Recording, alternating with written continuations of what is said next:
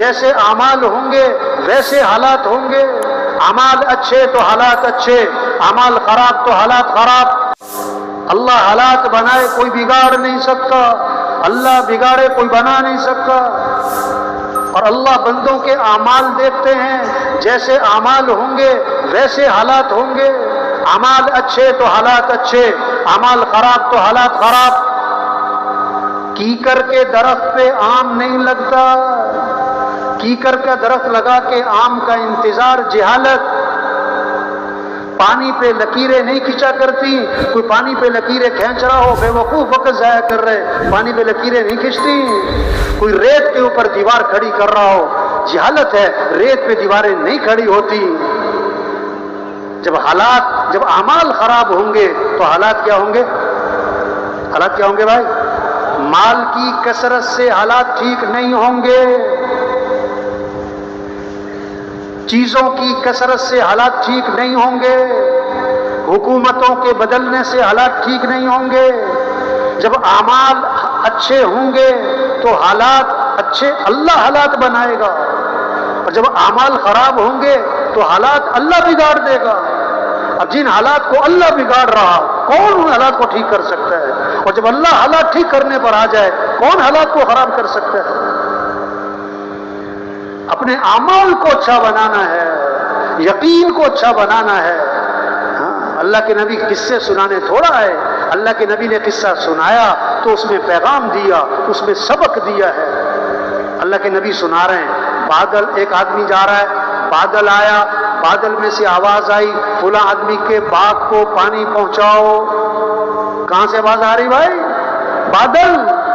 اور نام لے کے کہا جا رہا ہے، فلاں آدمی کے باغ کو پانی پہنچاؤ. اب پانی برسا، ایک نالے میں چل پڑا، یہ پیچھے پیچھے گیا، دیکھا تو ایک آدمی کھیت میں پانی لگا رہا ہے. ارے بھائی تمہارا نام کیا ہے؟ اس نے وہی نام بتایا جو بادلوں میں سے سنا. انہوں نے کہا بھی تم کون سا عمل کرتے ہو؟ تمہارا نام لے کر کہا گیا کہ تمہارے باغ کو پانی پہنچایا جائے. اس نے کہا دیکھو اب تو بتانا پڑے گا، تمہیں پتہ لگ گیا ہے میں اپنی آمدنی کے 3 حصے کرتا ہوں.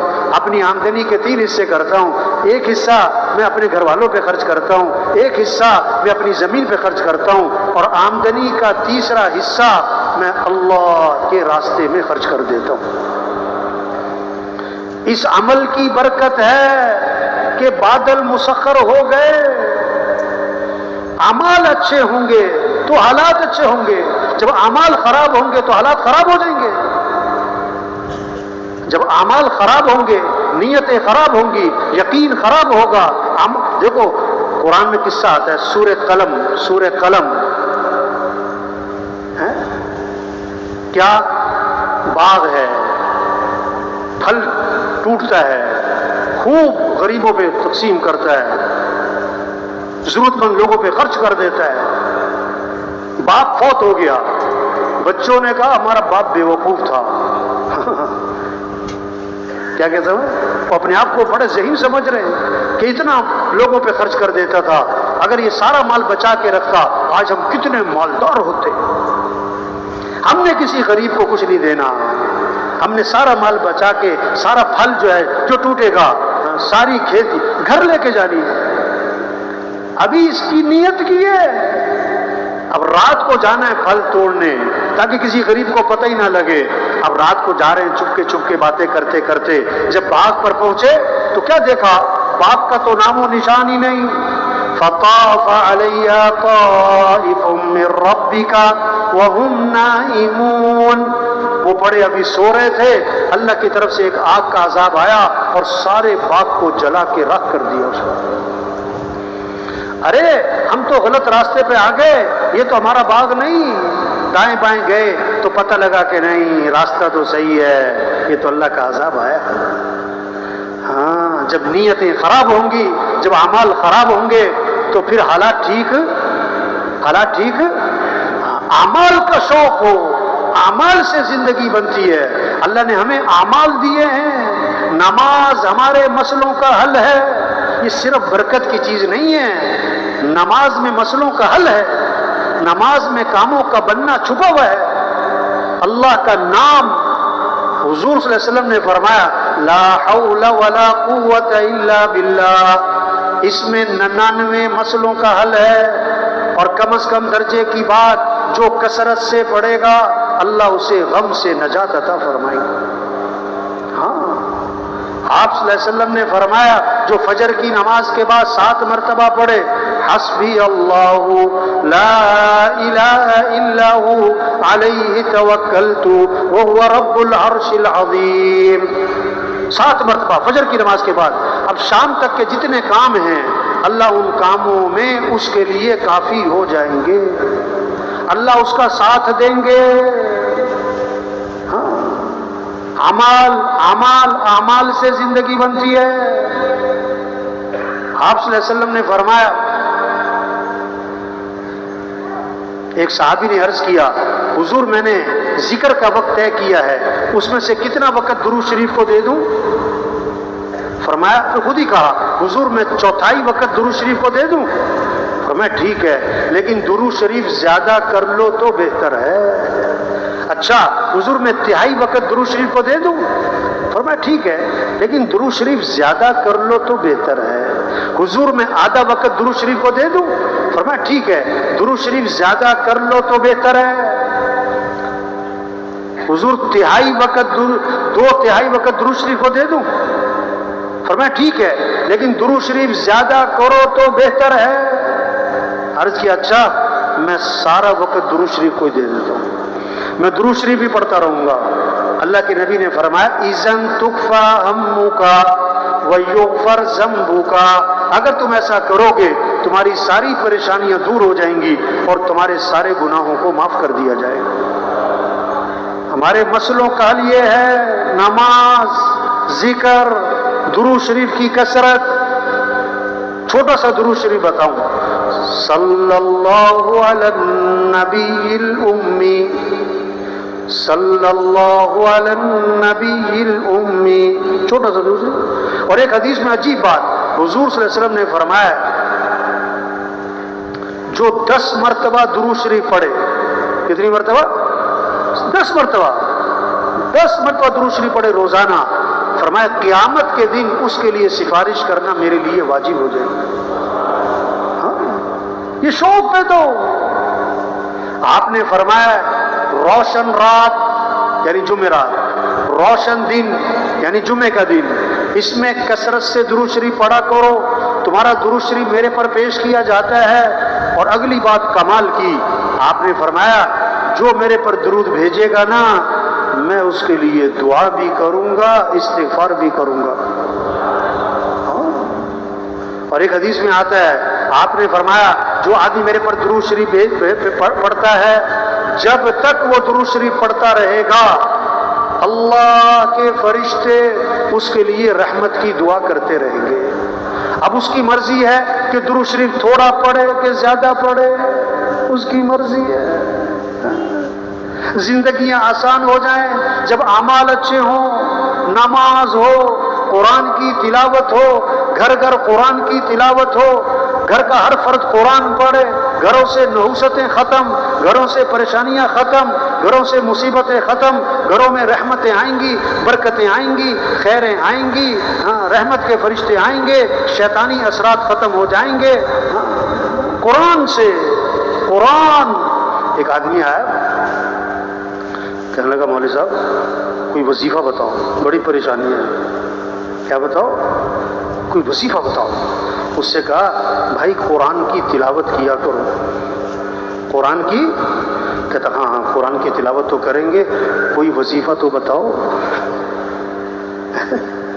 کیا کہہ رہا ہے؟ ہاں قرآن کی تلاوت تو کریں گے، کوئی وظیفہ تو بتاؤ۔ بھائی قرآن وظیفہ ہے، قرآن روزانہ 1 سپارہ، مہینے میں قرآن ختم، سال میں 12، چلو آدھا سپارہ 2 مہینے میں ختم، سال میں کتنے؟ 6، چلو پاؤ سپارہ 4 میں ختم، سال میں 3۔ اب ہم دیکھیں ہمارا قرآن سال میں 12 مرتبہ ختم ہوا، 6 مرتبہ، 3 مرتبہ، کب کتنا ہم نے قرآن پڑھا؟ گھروں سے نحوستیں ختم، قرآن، گھر کا ہر فرد قرآن پڑھے۔ ایک صحابی رضی اللہ عنہ نے رات کو قرآن پڑھنا شروع کیا، رات کو تو گھوڑا بندھا ہوا تھا، بیٹا پاس سو رہا تھا، گھوڑا بدکنے لگا، یہ ڈرے کہ گھوڑے کا پاؤں بچے پر نہ آ جائے. جب قرآن پڑھیں گھوڑا بدکے، جب قرآن پڑھیں گھوڑا. عجیب بات ہے.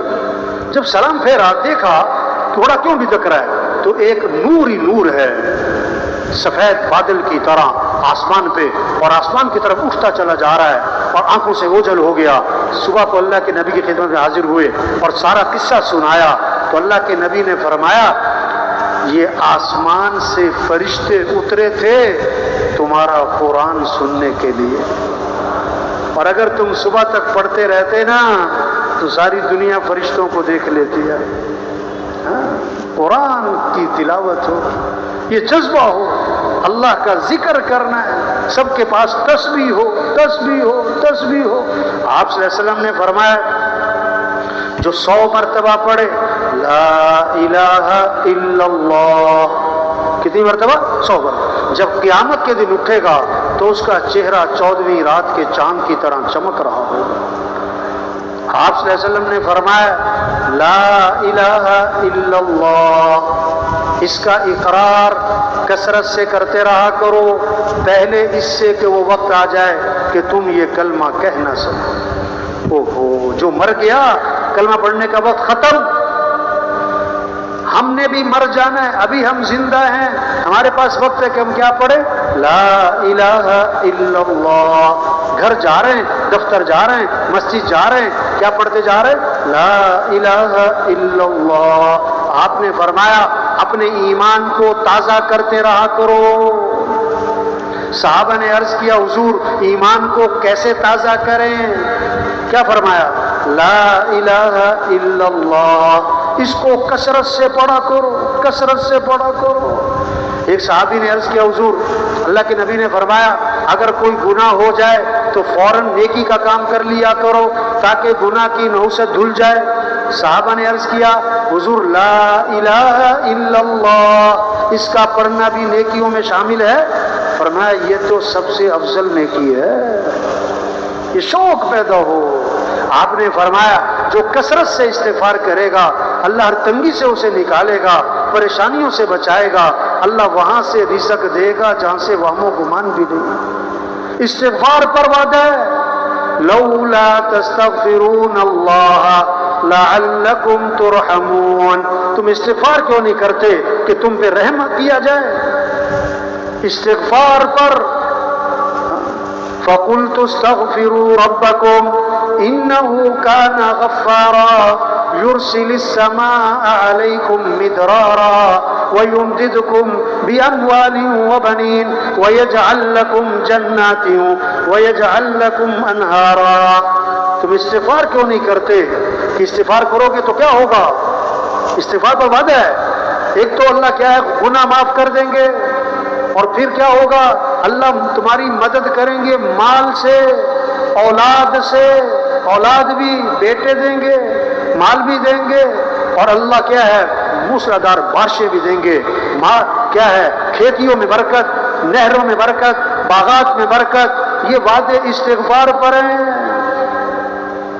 ہاں یہ محنت ہو رہی تبلیغ میں سب کا رخ اللہ کی طرف پھرے، نماز کی فضا بنے، قرآن کی ذکر کی فضا بنے، دین سیکھنے کا شوق پیدا ہو جائے، اللہ سے مانگنے کی فضا بن جائے. ہم سب کس کے محتاج ہیں؟ تھوڑے محتاج ہیں کہ زیادہ؟ زیادہ کہ بہت زیادہ؟ بہت زیادہ کہ بے حد زیادہ. تو پھر دعائیں تھوڑی ہوں کہ زیادہ، مختصر ہوں کہ لمبی، کبھی کبھی کہ بار بار. صبح کس سے مانگنا ہے؟ شام کس سے مانگنا ہے؟ گھر سے نکلتے ہوئے کس سے مانگنا ہے؟ گھر میں داخل ہوتے کس سے مانگنا ہے؟ دعائیں، مسئلوں کا حل دعا. مسئلوں کا حل کیا ہے؟ دعا. اللہ سے مانگنا، اللہ کے سامنے گڑ گڑانا. حدیث میں آتا ہے اللہ کو پسند ہے کون لوگ جو دعاؤں میں اللہ کے سامنے گریا زاری گڑ گڑائیں. ہاں حدیث میں آتا ہے اللہ کے نبی نے فرمایا دعا میں تکرار کرو، تکرار کرو، بار بار دہراؤ.